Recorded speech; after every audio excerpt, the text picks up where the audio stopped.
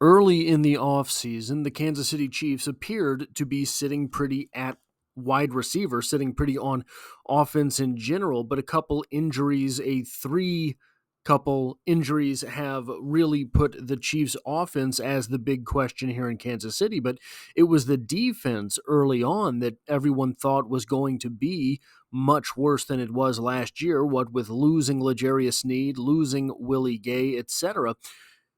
But the defense has really come into its own in a little bit of a different way than it had last year. Looks a little bit different than it had last year, but it's just as effective as it was early last year. Hopefully, this defense can really tighten the screws as the season goes on in the same way that they did last season. But one of the things that has helped with that, with the defense remaining the strong side of the ball for the Kansas City Chiefs, is the emergence of defensive tackle Tershawn Wharton.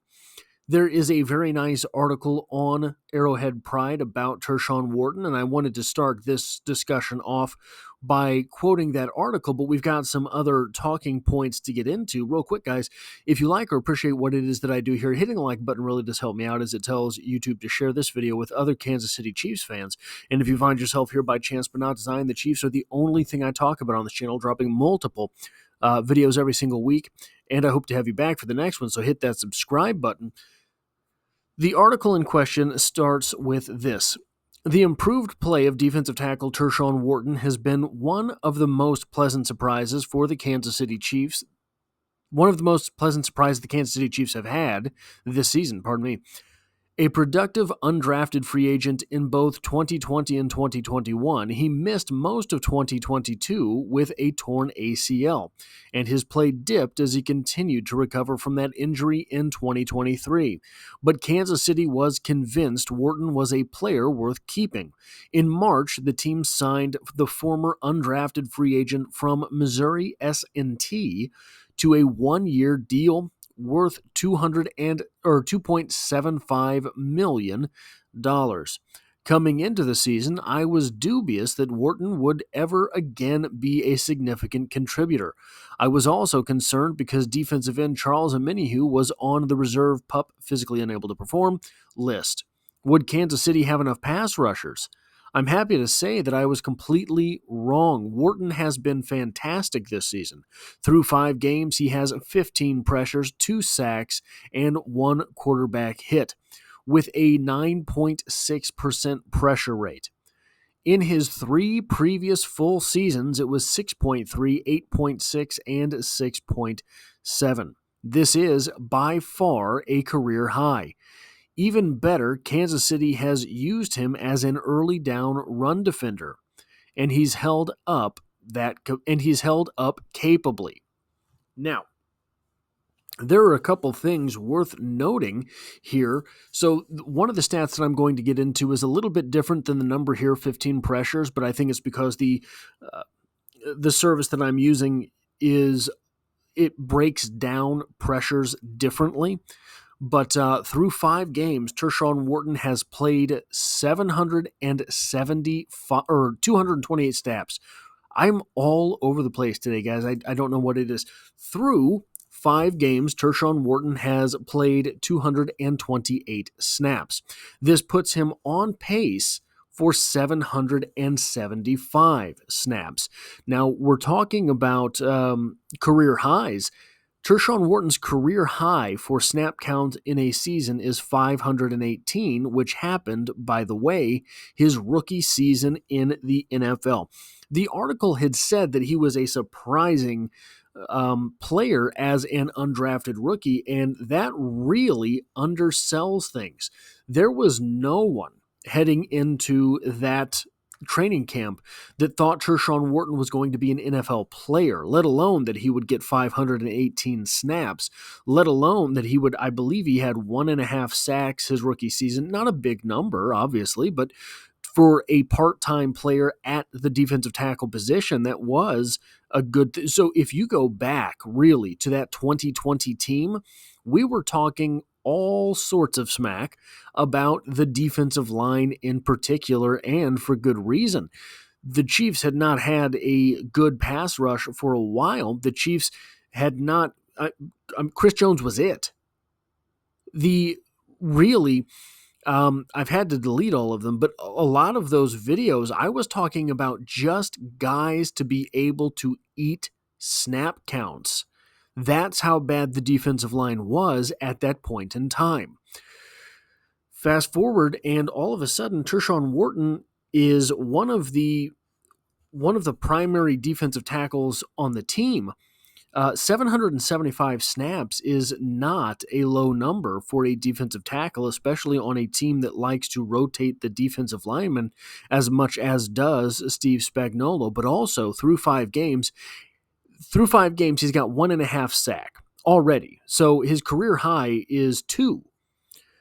And he's on pace for 5. Now, obviously, with guys that get sporadic types of numbers, sporadic types of stats, it's difficult to do the projections, because if he only had a half sack at this point, he'd be on pace to get 1.5 sack, right? But next week he could get a sack, and all of a sudden he's got 1.5 sacks. So with the lower sort of statistical categories, lower numeral statistical categories, doing projections is a bit dubious. But look, projections are projections, and right now he's projected to have more than double his career high in sacks. The service that I use breaks down pressures into hurries and pressures. And by that service, at this point in time, Tershawn Wharton already has 6 hurries, which is a career high. Tershawn Wharton already has 10 pressures, which is a career high. Now, also in addition to it being broken down a little bit different, these are statistics that are going to be counted different in different places, just like grading an offensive lineman, because some of it's not a yards deal, right? It's not an attempts and completions deal. It is not a receptions number. It's something that is more or less someone's judging it, basically. So Tershawn Wharton was undrafted.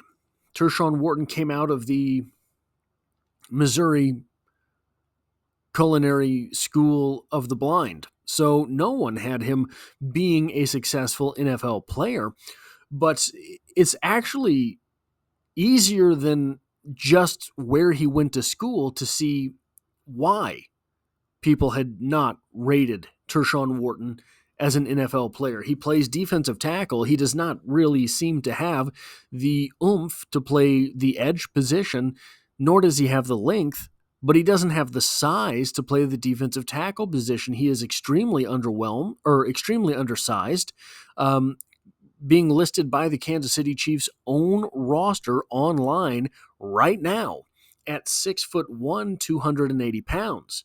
However, though he is 20 to 35 pounds lighter than you would like to have your defensive tackles, though he is 1 to 3 inches shorter than you would like to have your defensive tackles, he's got good testing numbers for a defensive tackle. He put up, and this was all at a pro day because he was not invited to a combine, surprise, surprise, he put up a 4.7 40-yard dash. That is a great number. He had a 35-inch vertical jump, and though that might not be all that impressive for a 280-pound guy, it's very impressive at the defensive tackle position, so it's a bit of a give and take with that. 10-foot broad jump, very good number for a defensive tackle, and even though he is just 280 pounds, he ended up putting 32 reps on the bench press with 225 pounds at his pro day. Now, this is a very good article from Arrowhead Pride on Tershawn Wharton, very complimentary, etc. That's not really all that much of a reason for me to make a video about it. The article itself speaks for itself, and you should check it out because there's highlights and stuff included. But here's the interesting part to me. Tershawn Wharton missed his third year with an ACL. However, his first and second years are stunningly similar. So is his fourth year. In fact, his fourth year coming back from the ACL was a little bit of a downtick in his production and overall effectiveness. Hopefully, this is not the sort of thing that we will be seeing from Rashee Rice. But there was a definitive lack of development for Tershawn Wharton. I talked about this last year. There was a lack of development for Tershawn Wharton in the same way that we've seen a lack of development for Skyy Moore, in the same way that we saw a lack of development for Mecole Hardman. Now, there's a difference. There isn't there. And it's easier to see with Mecole Hardman and Skyy Moore. Mecole Hardman came in the league as a 500, I think he had 518 rushing yards his rookie season, or receiving yards his rookie season. Skyy Moore did not. Mecole Hardman from that rookie season never really got better. This is a good way to sort of understand, I guess. Some players just are who they are. They have ceilings, and Mecole Hardman, Skyy Moore appear to have reached their ceilings. But so had Tershawn Wharton. Tershawn Wharton showed no signs of this productivity last year. Tershawn Wharton showed no signs of taking what appears to be 2 steps forward after, 3 steps forward after taking 1 step back, 2 steps forward from where he was his rookie and sophomore season in the NFL, showed no signs of this. Is he able to sustain this? Is this anything but a byproduct of playing next to Chris Jones? Is this everything that he has earned on his own? Now, one of the things that we have to take into account, we haven't seen George Karlaftis this season. I mean, he's been on the field, but you would be hard-pressed to point to a moment which you remember him playing football for the Kansas City Chiefs in 2024. Is it that offenses are allocating all of their resources to George Karlaftis, who was very effective last year, and Chris Jones, who has been very effective for over a half a decade now? I don't know. I don't know the numbers on double teams. I'm going to be very honest with you. If this is Tershawn Wharton taking that next step forward, now he's like the article said, he's on a 1-year, $2.75 million contract. If he keeps this up and he ends up being a 5-sack guy, he ends up playing 700 snaps for you this season, he's going to cost more than $2.75 million next year. But if the Chiefs are able to retain him moving forward, it will push the specter of defensive tackle number 2 down the worries on the draft chart. Doesn't sound particularly pressing. Why? Because the Kansas City Chiefs have been throwing around 6th round, 7th round draft picks and UDFA contracts on defensive tackles for quite a while. But having that peace of mind could be massive for this team. We are obviously hearing a whole lot of talk about trading for a wide receiver in light of the fact that Hollywood Brown went down the very first snap of the preseason and Rashee Rice went down during the season. Patrick Mahomes made sure of that. So, not having to worry, if the Chiefs hypothetically did not have to worry about